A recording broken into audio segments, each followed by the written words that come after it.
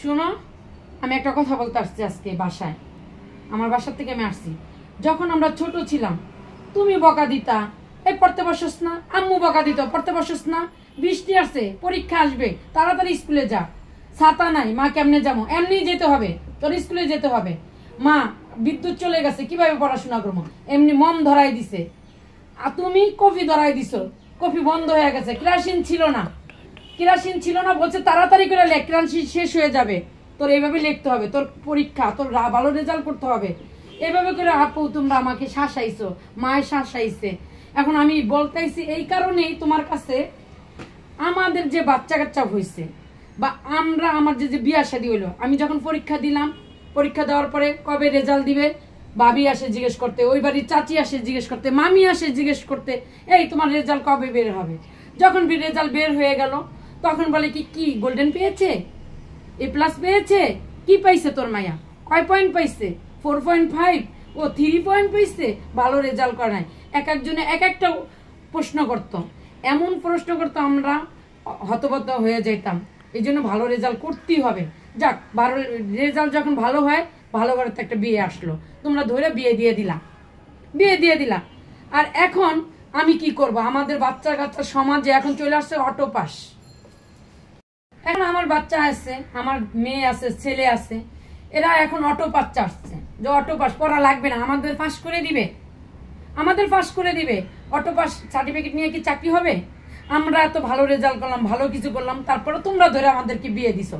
বাচ্চারা এখন চায় অটো বিয়ে করবে, অটো প্রেম করে, অটো পরীক্ষা দেয়, সবকিছু অটো করে এইভাবে। এই জন্য আমি আজকে, তুমি কি বলো, আমি স্যারের কাছে যাইতে চাচ্ছি, আমি আজকে স্যারের কাছে গিয়ে আমি দাবিটা জানাবো।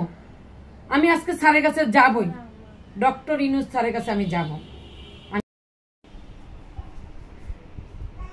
হ্যালো, আসসালামু আলাইকুম ভাই। ওয়ালাইকুম আসসালাম। আমি স্যারের কাছে আসছি। জি, একটু ওয়েট করেন, আমাদের ডক্টর ইউনূস স্যার একটু বিজি আছে, উনি একটু পরে ফ্রি হচ্ছে। Okay sir. জি আপু, ভিতরে আসেন। আসসালামু আলাইকুম স্যার। ওয়ালাইকুম আসসালাম। জি, কি কারণে এসেছেন? স্যার, আমার একটা দাবি। জি বলেন। স্যার, আমি বলবো, আপনি শুনবেন। জি। আমরা যখন পড়াশোনা করছি, আগরবাতি, মোমবাতি, কেরাসিন ছিল না, সব বাতি জ্বালায় আমার আম্মু বলতো এর পড়তেই হবে, ভালো রেজাল্ট করতেই হবে। বৃষ্টি, বই ভিজে গেছে স্যার, বই শুকায়া ওই বই পড়াইছে। পরীক্ষার সময় অনেক বৃষ্টি, তুফান, হাইটা গেছি স্যার, পায়ের স্যান্ডেলও ছিল না, ছিঁড়ে গেছে, পন্স পড়তাম, কত কষ্ট করে ভালো রেজাল্ট করছে স্যার।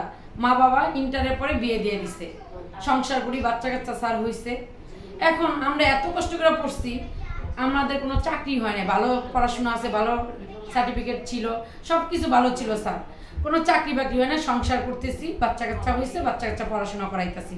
এখন আমার বাচ্চারা বলতেছে স্যার অটো, আমি বাচ্চারা বললাম পড়তে বসো, আমার বাচ্চা উঠা বলে তুমি চুপ থাকো।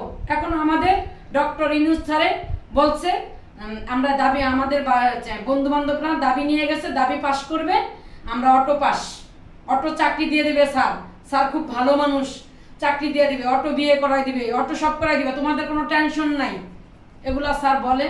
স্যার, আমি মা হইয়া অনুরোধ আপনার কাছে আমি বললাম, স্যার অটো পাসটা যেন কখনোই হয় না। আমরা যেভাবে কষ্ট করে মানুষ হয়েছি, কষ্ট করে পড়াশোনা করছি, কষ্ট করে যারা কষ্ট করে বিদ্যা শিখছে তারা মানুষকে সম্মান দিতে পারে, আর যারা অটো পাস না শিক্ষিত হবে তারা কখনো মানুষকে ভালোবাসতে পারবে না, মানুষকে সম্মান দিয়ে কথা বলে না। স্যার, আমি মা হিসাবে আপনার কাছে আমার একটা দাবি, এক দফা এক দাবি, যে রকমের পড়াশোনা ছিল এরকমেরই থাকবে, তাহলে বাচ্চা কাচ্চারা মা বাবাকে সম্মান দিবে, আত্মীয় স্বজনকে সম্মান দিবে, পাড়াপড়শি সবাইকে সম্মান দিবে, স্কুল সবাইকে সম্মান দিয়ে কথা বলবে। স্যার, আমি এটাই আপনার কাছে আইছি স্যার, আপনাকে আমি শুনাই গেলাম স্যার। এখন আপনি অনেক ভালো মানুষ, অনেক শিক্ষিত মানুষ, আপনার অনেক সুনাম, আমি চাই আপনি এই বাংলাদেশ, আপনার দেশ, আমার দেশ, জনগণের দেশ, আপনি দেশের মাটিতে থাকবেন, আপনি দীর্ঘদিন বেঁচে থাকেন স্যার।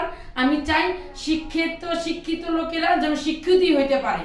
আমি অটো পাস স্যার, আমি মা হিসাবে চাই না স্যার। আসসালামু আলাইকুম। জি।